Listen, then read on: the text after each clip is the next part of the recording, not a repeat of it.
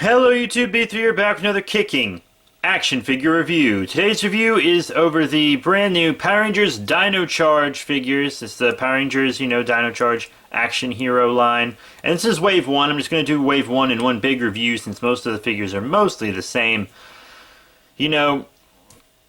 So I figured a review for each of these guys wouldn't do that, because I did a review for each one for the Ultra Metallic Force Power Rangers Mega Force figures, but that was because I got them, so far apart. But these guys, I just got them all together, so we're gonna do them all at once. Anyways, the Action Hero line is really good. I got several of them from Power Rangers Mega Force, but didn't open them, so that's gonna make size comparisons awkward. But yeah, let's just jump straight into this. As you can see, we just have the main Ranger team, and Wave 2 is some villains. And we are going to be getting versions of these with their specialty weapons and their little armor they get when they use those.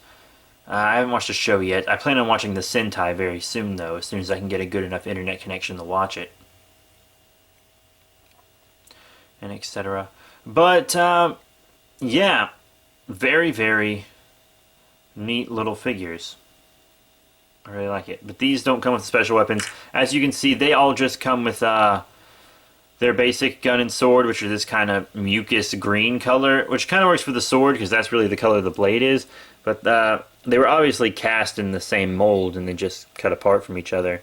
But I really, really wish they would have done the gun here in yellow, because I actually have their morpher right here, and it's kind of a yellow color, as you can see.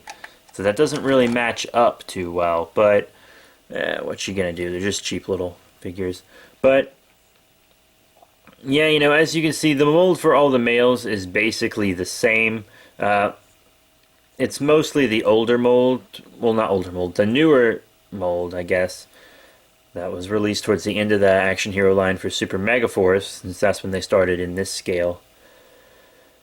But all the arms are the same sculpts, just painted differently. You got this nice scale pattern, and etc. You got the morphers, you got their chomped mouths, and each one has their different dinosaur up in the corner, and a different helmet. Obviously, it's Parasaurolophus Ranger, Black Ranger. Parasaurolophus is one of my favorite dinosaurs also, which is really cool. And they all have these like silver backs. They aren't painted up, but it doesn't really matter, I guess. They'll all be facing forward, right? And they all hold their weapons just fine.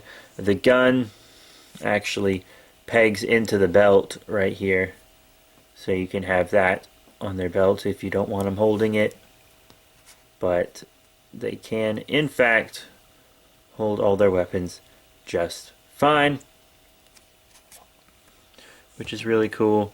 And I'm going to show you a little of each Ranger, just so you can see the unique bits of them. There's Stegosaurus Ranger. Really like his helmet. So Stegosaurus is blue. Bloop. And then Velociraptor's green. He's pretty cool. So you can see. Very nice shade on the arms there. They actually did a good job with the arms. If you look at the characters, they did a really good job with the arms. And then this is the only one that's really a different sculpt. Pink Ranger, she's the only girl. Well, there's other girl Rangers in the season. I hope they make them for this line. I hope we get all the Rangers, or at least gold, But yeah, she's Triceratops. You can see she's very nice. Has her little sculpted boobies. Triceratops right there. Another one of my favorite dinosaurs. There's not a lot of paint apps on the belt. I meant to point that out. She do got a booty, though. She got a booty, for sure. So, got that Triceratops donk right there.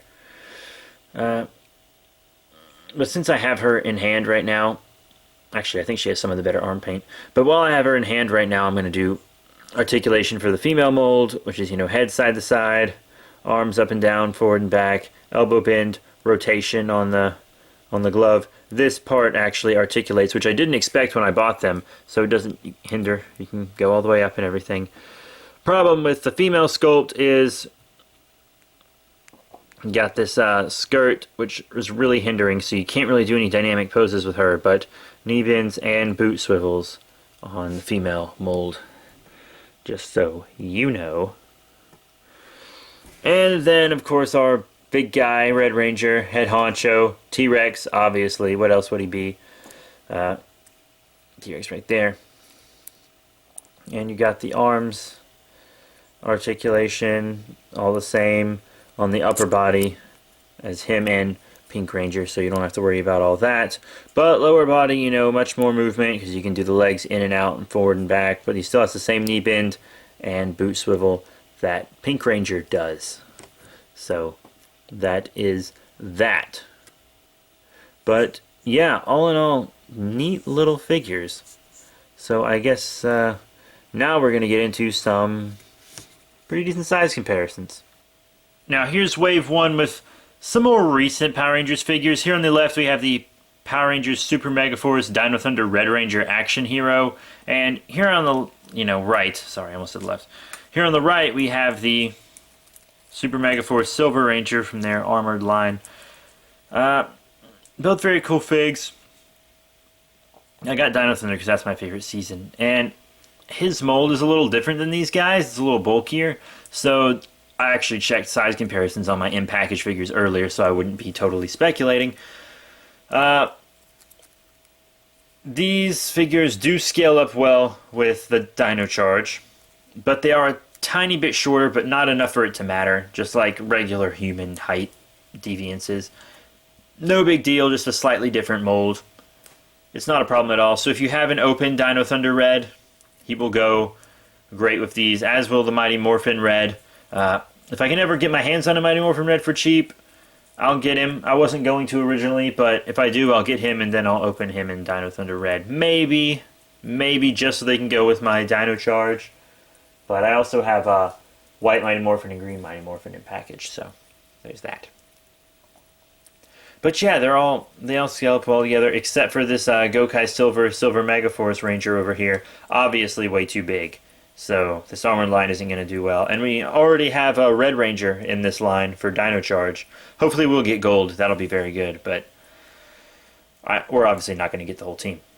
And here we have our Dino Charge figures with some other figures. An older one. We have the Crimson Zeltrax in the back from Power Rangers Dino Thunder, once again. And he's obviously too big for these guys. Figure arts will also be too big. Just in case any of you are wondering, I'm not going to get any of those out of my special display because they're about the same height as Zeltrax back there, so they obviously won't scale together. Which is too bad. I wish they made the American figures in the same scale as the figure arts. That'd be fantastic. Oh, and then I could display them all together. That'd be wonderful. But they don't do that anymore, so. And then here's the Ultra Metallic Force Red Mega Force Ranger I mentioned earlier here in the front. And he's obviously too small for them. And Power Rangers Samurai and Super Samurai figures will be too small also because they're in that scale. Little 3 3/4 inch scale as well. So, yeah, these Dino Charge figures in this scale, they're really only going to scale up well with themselves and also your Super Mega Force action heroes. So, yeah, that's just how the cookie crumbles. So what are my final thoughts on Wave 1 of the Power Rangers Dino Charge action heroes? Well, it's pretty cool. I mean, obviously, if you're a Power Ranger collector, you can expect them to be mostly the same, just with different paint and slight sculpt variations. But, you know, to be honest, if you want their special weapons, which might be the best thing to wait for, to be honest, then just wait, and they will release these again with their special weapons and a little new sculpting. So if you're into that, then do that. But, I mean, it's not going to be that much different. I'm not sure if those will still come with their regular weapons, but honestly, my bet is that they will be left out.